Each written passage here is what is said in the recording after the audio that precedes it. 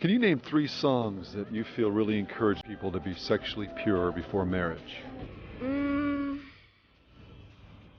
Can't think of any right now. I'm serious. Name 3 songs? Whew.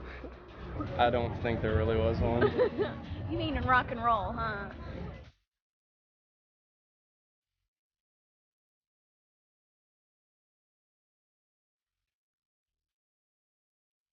That's a tough one there. Naming 3 songs like that. Actually, I can't really think of any.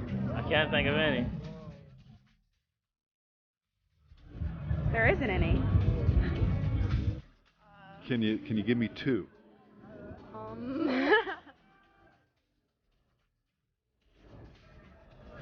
Vicky. You got me on that one.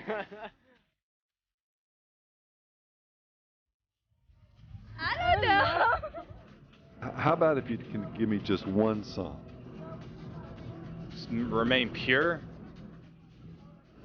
And the mainstream right now, all the major music's all about sex. A lot of it's about sex. You know what? I can't think of one off the top of my head, but I went to church a few weeks ago and heard Amazing Grace, so there we go. That's something. There you go. We've asked the same question in schools, concerts, festivals, and youth gatherings around the world, and have always gotten the same bewildered response. But perhaps an even better question to ask is, why? Why is it that the question becomes almost absurd in the asking? Why is it that sex is such a major topic, if not the topic, in the world of contemporary music? And why is it that lust and perversity have become progressively synonymous with the lyrics and lifestyles that energize the world of rock and roll?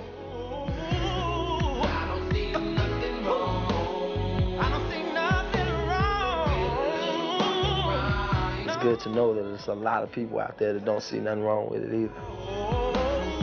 I find sex very inspirational. I've often written about it in music because there's a very powerful and direct correlation between sexual energy and musical energy. Rock and roll is synonymous with a lot of things, sex being one of them, and you can't take that away from it. It just doesn't work.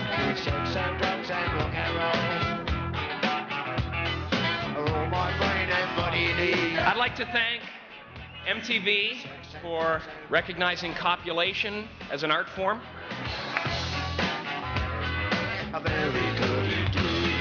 Adult film babes, we have local babes, we have national babes, international babes. It's just going to be Babe Fest. It's no secret that rock's very name is synonymous with this type of unrestrained sexuality. In an acclaimed essay, cultural critic Michael Ventura noted, "Rock and roll was a term from the juke joints of the South when a music started being heard that had no name. In those juke joints, rock and roll hadn't meant the name of music, it meant to blank. When finally in the mid-50s, the song started being played by white people and aired on the radio. Rock around the clock, good rockin' tonight, reelin' and a-rockin'. The meaning hadn't changed." Rock and roll, going to the corner, pick up my sweetie pie. She's my rock and roll baby, she's the apple of my eye.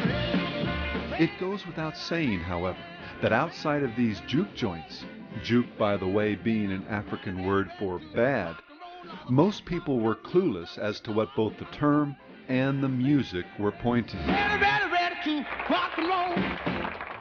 The fact is, America in the 1950s was ill-equipped to deal with the pagan worldview and sexuality that lurked beneath the surface of this new musical form. Much of this was due to post-war affluence, a growing fascination with entertainment and novelty, and a rapid increase in leisure activity.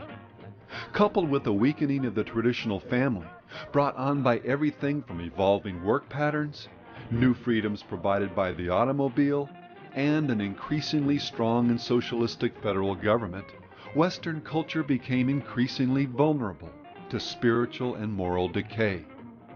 More importantly, the church largely fumbled the ball when it came to providing real moral leadership in the midst of these profound changes. Many, on the one hand, condemn these new entertainments legalistically, without real understanding, often just because it was new or it upset the status quo.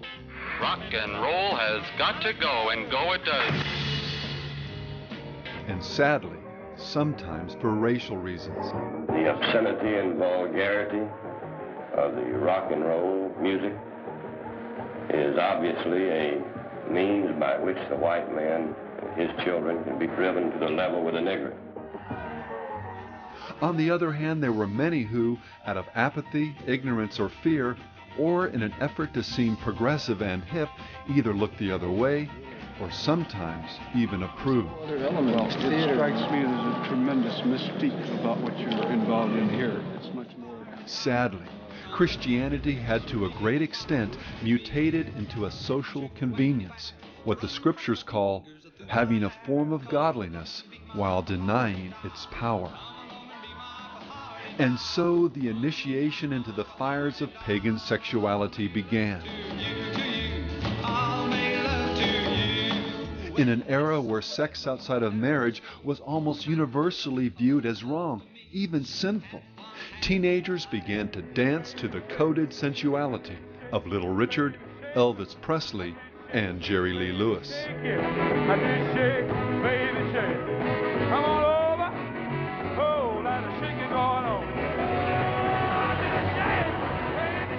Standards of modesty and sexual purity began to crumble, where in 1956 the Ed Sullivan Show broadcast Elvis only from the waist up due to the obvious sexual intent of his gyrating hips. Within months, Elvis the Pelvis had become a national phenomenon, loved and emulated by millions. Next, the Beatles, and then the Stones opened the floodgates of eroticism even wider, and they in turn were followed by a blitzkrieg of artists and bands, all marching under the banner of sex, drugs, and rock and roll. And now, a generation later, children's shows on Nickelodeon feature artists who would have made Elvis blush.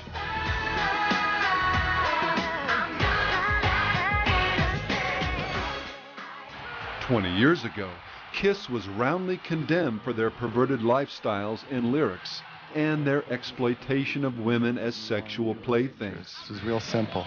I love naked women. If I can press my crotch against them, the lottery's been won. But now, they open up the Super Bowl, replete with dancers wearing costumes vomited up from the world of leather fetishism and sadomasochism. Even soft drink commercials have gotten into the act.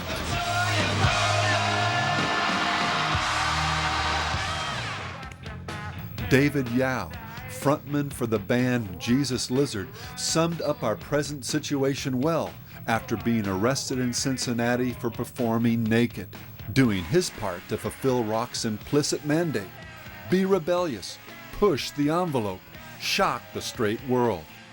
"What the blank is shocking," he said. "It's 1996. The only thing that shocks me is electricity. I don't know how to pull off shock value anymore." On one level, all of this could be written off as just another lesson in human nature. Give people an inch, and they'll take a mile. Until they hit a wall, adjustments are made, then the whole cycle begins again. And no doubt, there's some truth in this. But if we're to go deeper, we need to understand something of the spiritual realities that attend these cycles. These things don't just happen.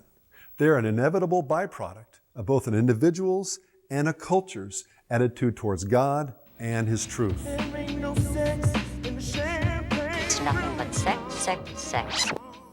First, we need to explode one of the most common fallacies concerning God's truth about our sexuality.